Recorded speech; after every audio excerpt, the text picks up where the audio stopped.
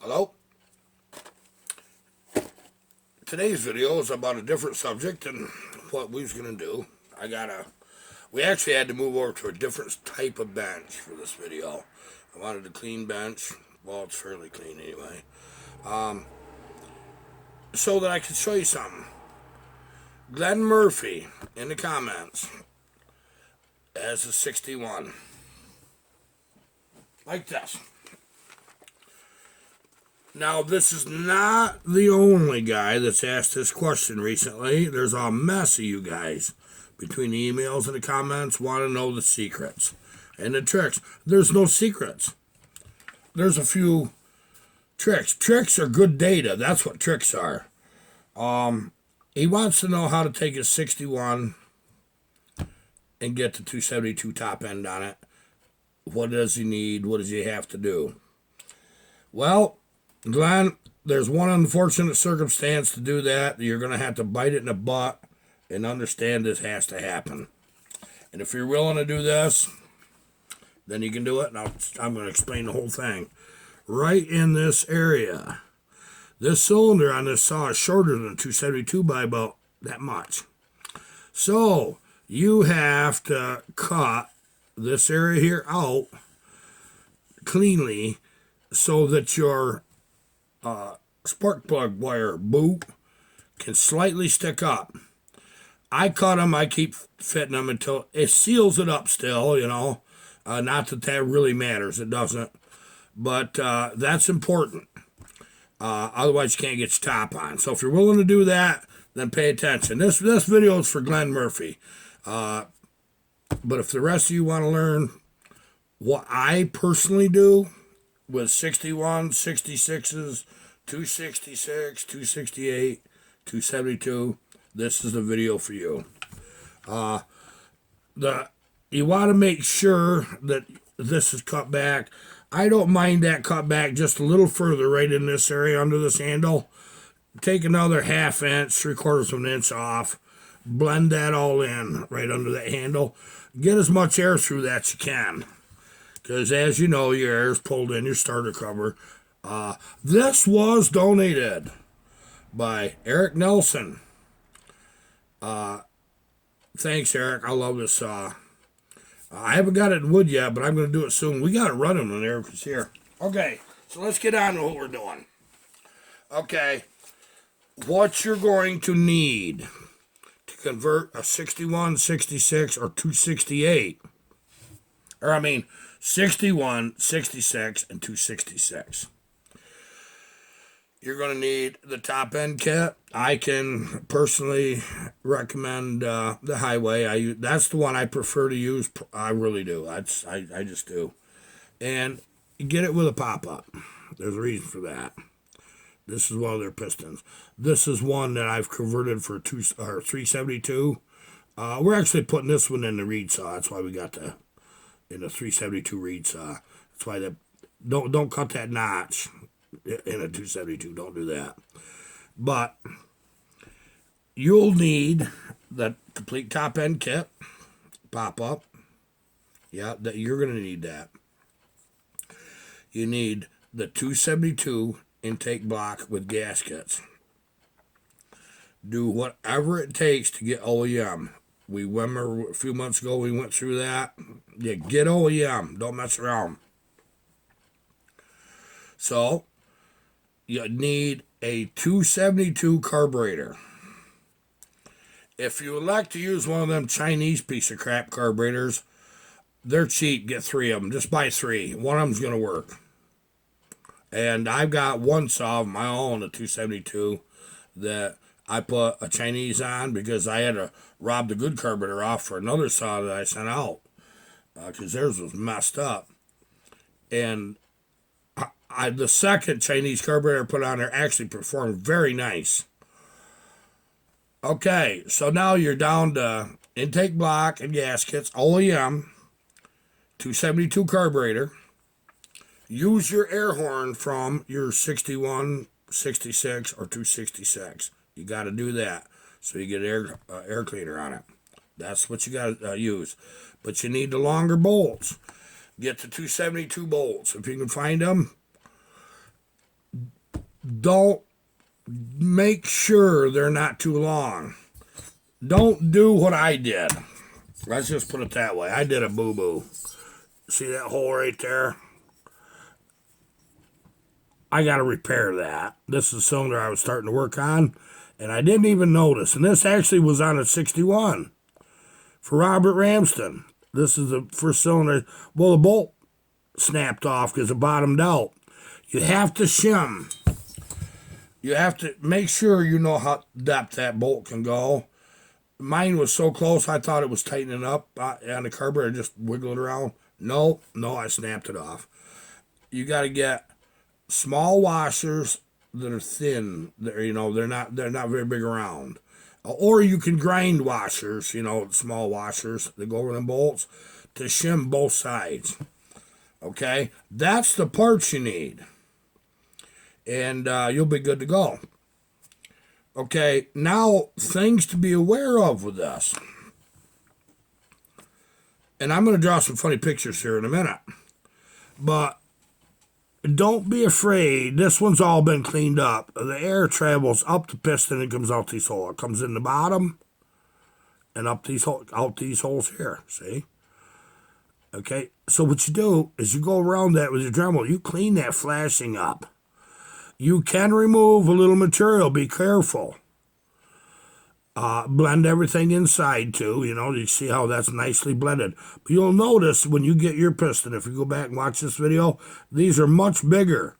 Don't try to get any wider from here to here. Just clean this bridge a little and right in this area, get that cleaned up. And clean right here in the bottom. Just pretty much cleaning everything up gets more air through them anyway. But here's the next thing. And this is important, guys. Like I said, we just started this one. And from here to here is how much airflow you can have. Okay? So when you compare that port to how wide it is in the piston from right here to the other side, it's hard to do, but I'm trying. You see that this area here isn't wide enough. And I didn't rotate that piston enough to really make a mark on it. I wish I had used one right here so you could see. Take this area here and widen that out to whatever the measurement is between your two ports and your piston. Okay? And then reshape that. Get under that band just a little bit. Don't mess with this. Don't cut that opening any. Don't go any bigger or any higher or anything. Don't do it. Just clean that up. Get that widened out where that it matches your piston from here to here. Okay, there's your first big thing. On your intake side, guys, I have these little iron horse notches that, if you can see, right there and right there. I use them on 372. I started doing them to the 272 cylinders too. All right? Leave that bridge right there alone. Don't touch that. Top of that. Oh, boy, I flipped that around the wrong way. Don't, this area right here, leave that alone. Just take that right there notch and that one. You see how this little dog leg is? You see that notch is in a different position than that one without it? Do not get close to this hole. Just don't. Match your base, your the plastic intake. Match that to this. Okay? This does not need to be bigger. It's already plenty big. But just cut that to that. You'll find out it's close. Clean up that area right in there. See where I did? Clean that up inside, and that area right there inside. Don't blow through them holes. There's where your bolt goes. Don't blow through that. And don't take anything more from here to here. You need all the room you can get. Okay? On your exhaust, when you do these, most saws, I'm going to draw this on a piece of paper. I'm just going to flip you down. I'll pick the paper up, okay? So what I'm going to do is draw I'm a poor drawer, but okay, so here's the exhaust, and here's your intake. I'm not going to bother putting the transfers in because I'm going to show you something. Okay, exhaust shape. When you're finished, do not cut anything on the bottom of your exhaust.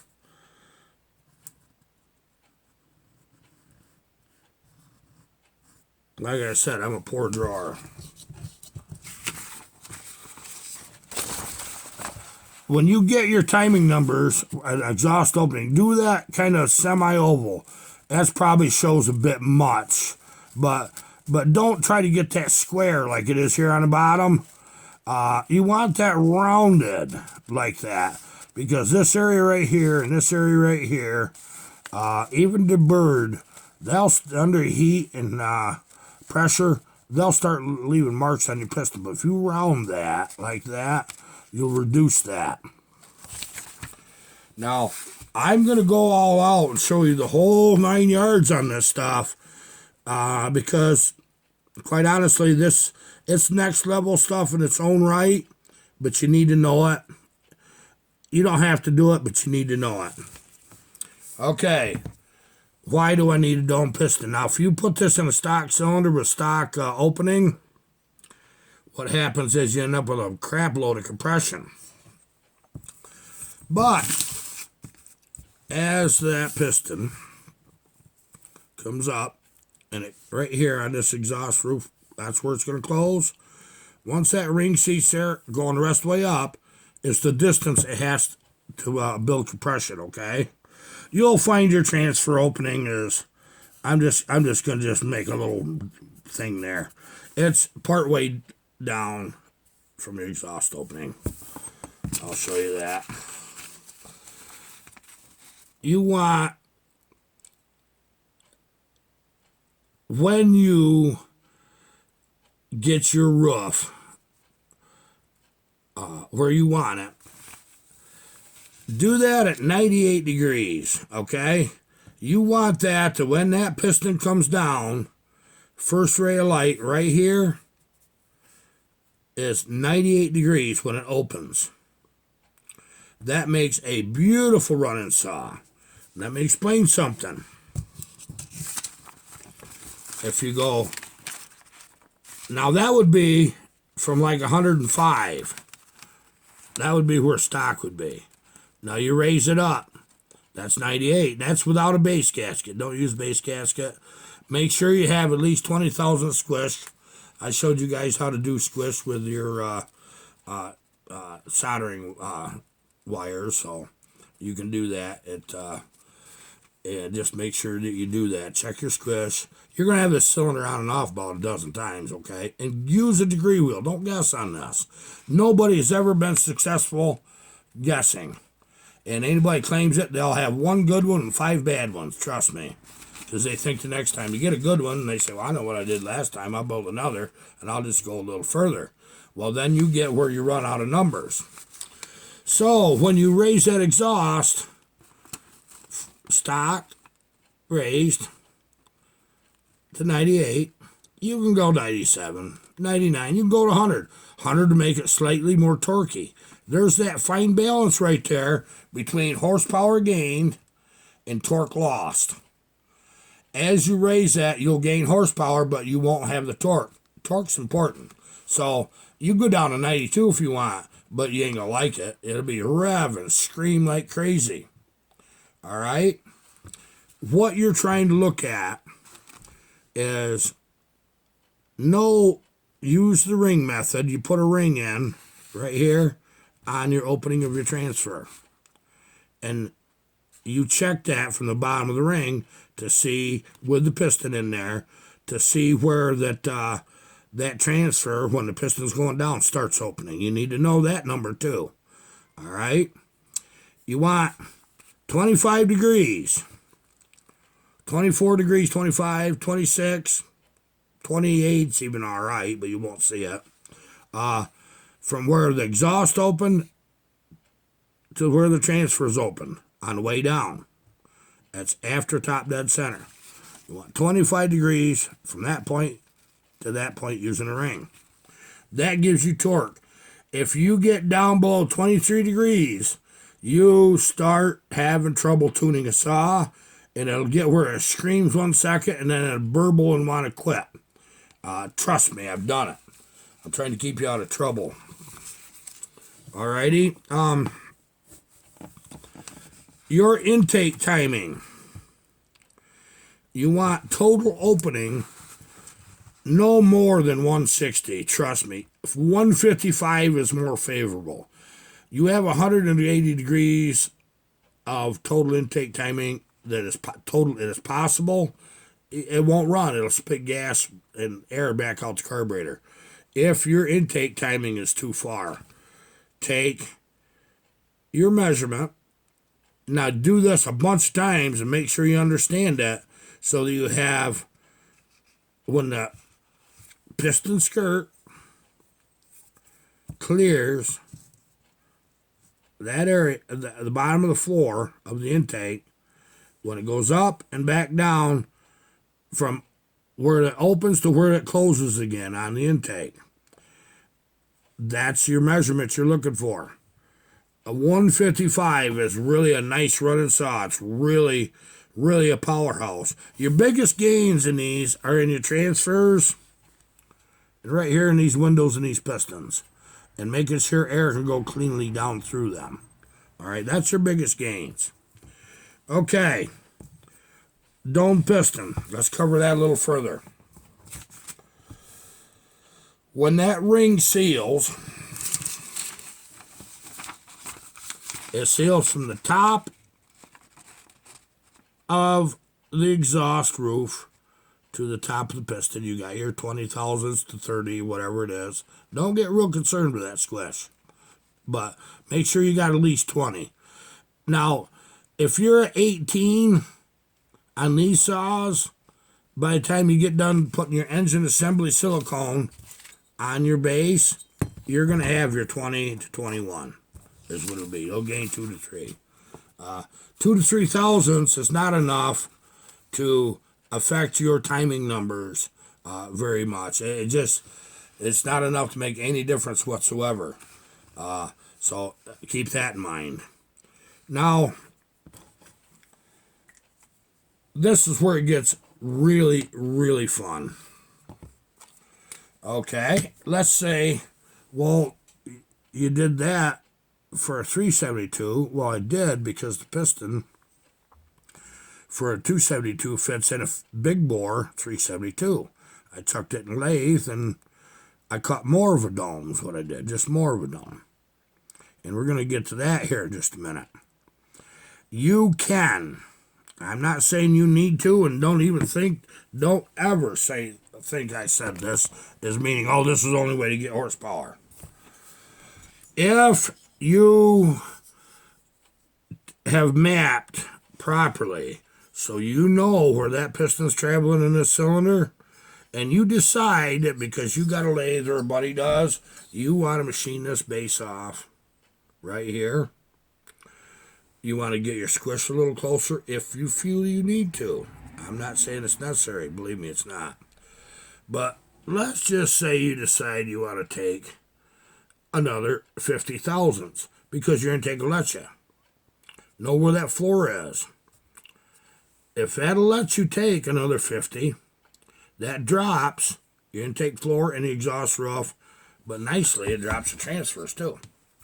Well, you can raise your exhaust roof back up where you want to, but you're getting uncomfortably close on your intake floor. Yeah, I know, you can put JB Weld in there, you can do all that. Try not to if you don't have to, but you can. I will admit you can, but make sure your ring does not scrub it. I've learned that one too. You cannot allow that. It's got to be just, yeah, it's not worth it. Not trying to seal it up.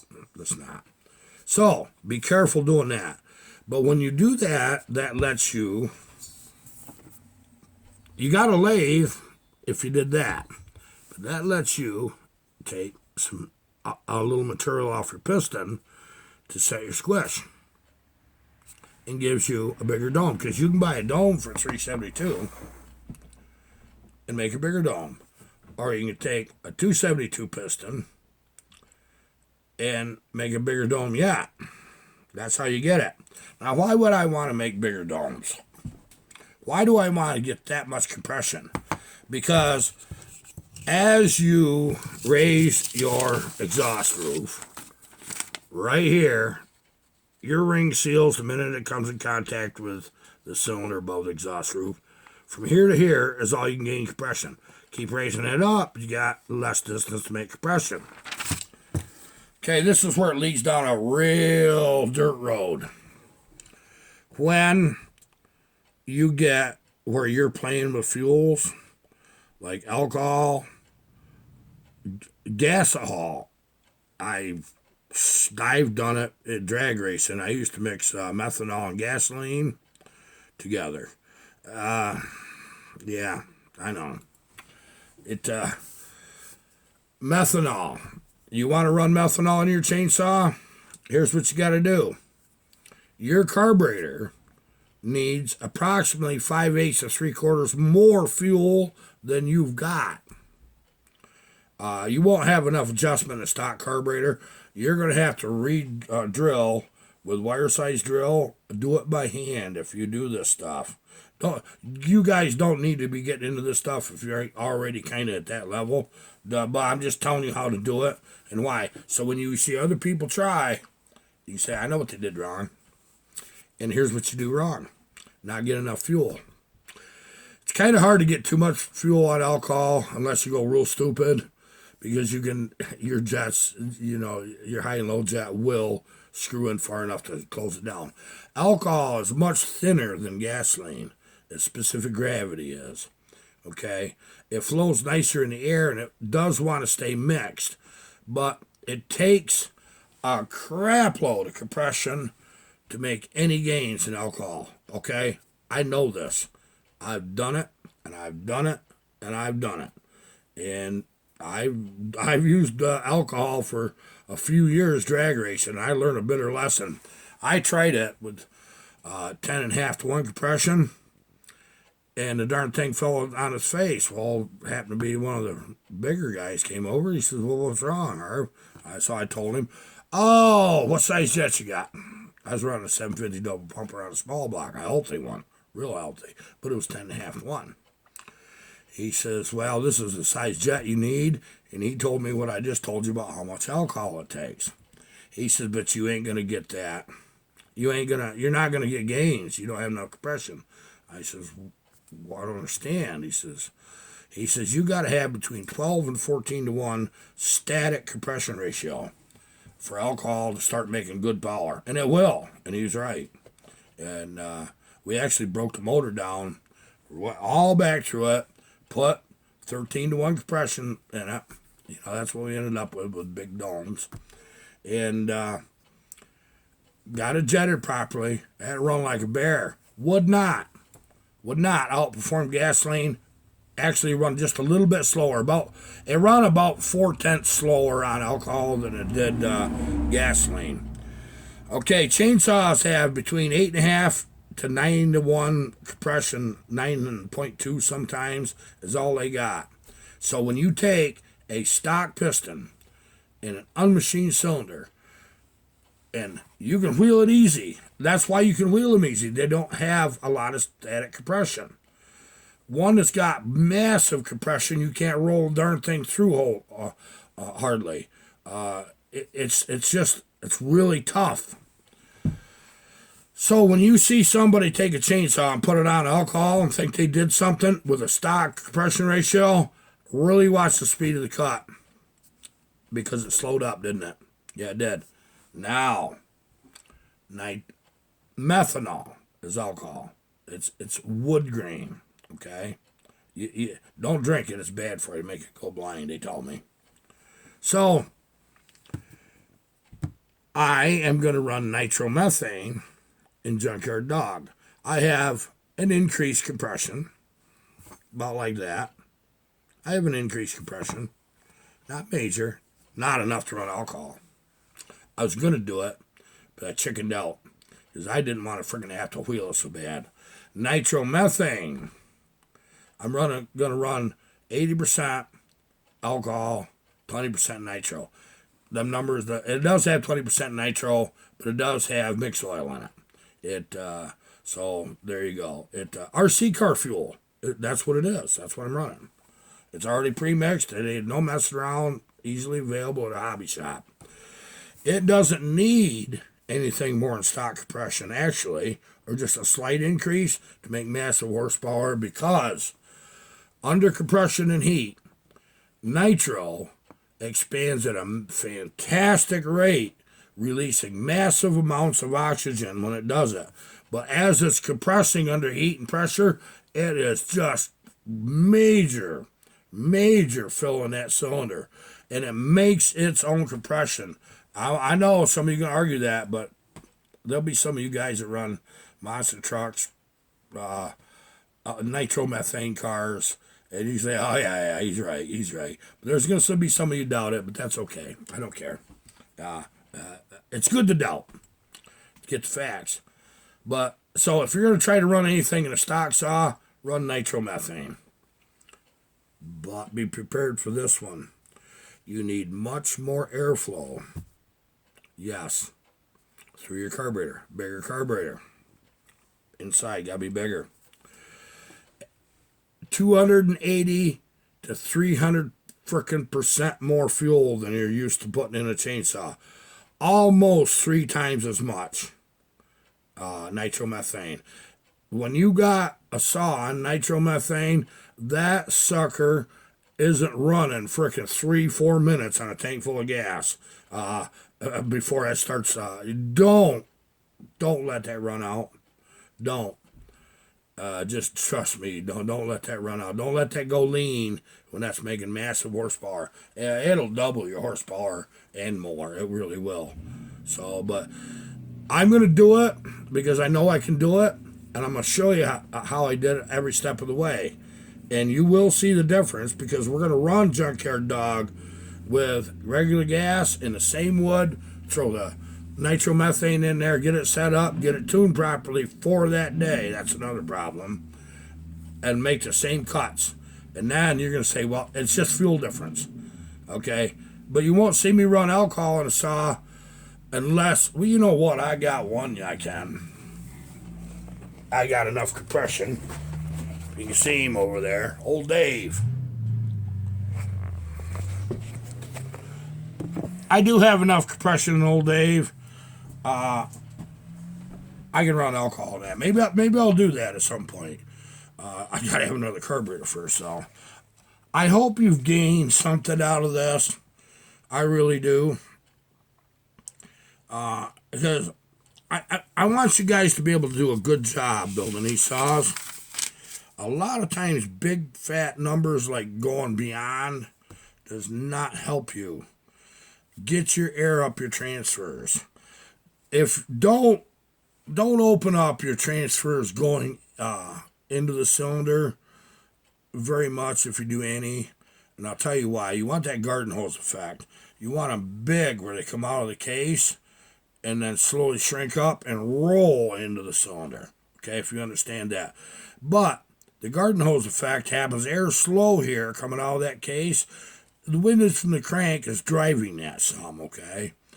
And then as it comes in, when it narrows up, it starts speeding up, and it makes that quick turn. It's very high velocity when that goes in the cylinder. That's what's important. It really is. Glenn, I hope this works out for you. You're going to have fun with this. You really are. All you that's making these conversions, this is exactly what I do. Okay, this is exactly what I do. You can take saws apart to the other people that's got 268s, 272s, 61s. Robert Ramston, get in the comments. Tell them what a 61 is like stock and after it's built. Robert, he sent me a personal video, and he was very surprised how much he had. It was a farm saw, been around his farm for a long time, a 61, and we upgraded it. It's quite a difference from a stock 61. Probably double. It's Robert, is that right? Double? Is it double what it would do? Yeah, I'd probably double. Maybe more. You follow these rules and you ain't going to go wrong. Your biggest thing when you're checking your cylinder, you don't have to have the rings on the piston. Deburr every freaking thing that you ground. Very good, so you don't get marks, because you'll get them just turning it over. Hope today's video was helpful for you. Yeah, we're on our loading bench. I took the lid off. I don't do no work here on this bench. But this was a clean bench. I didn't have to move everything and put the video up. Okay, that's it. Till tomorrow. Goodbye.